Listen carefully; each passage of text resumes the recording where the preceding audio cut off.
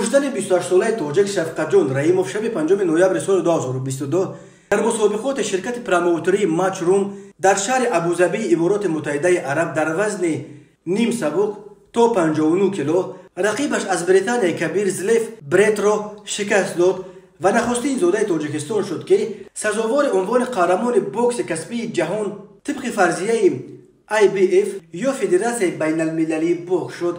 شفقت جان رحیموف که 14 آگوست سال 1994 در شهر قرغنتپه در جنوب تاجیکستان به دنیا آمده است، در تالار ارخانگل میخائیل در شهر اکاترینبورگ روسیه مشق میکند.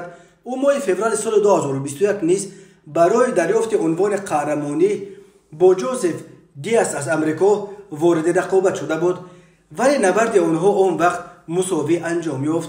این دفعه با آن که زلیف برتی نظر به او پر تجربه تر تا این رقابت در جیب 28 پیروزی و همگی یک شکست داشت و شفقت جان رحیموف 16 پیروزی و یک مساوی داشت و به بالای این در دور سوم رقابت برت توانست مژدن تاجیک را از پای درآورده به نکاوت فرستاد.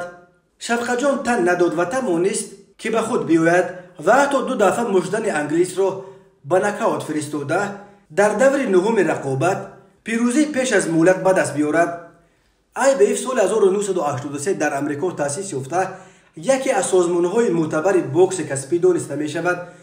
در گذشته چنین ستاره‌های مشهور بوکس به مثل مایک تایسون، ولادیمیر کلیچکو، ایواندر هولفرد و جورج فورمن نیز چندین بار سزاوار عنوان قهرمان جهان طبق فرضیه IBF شدند.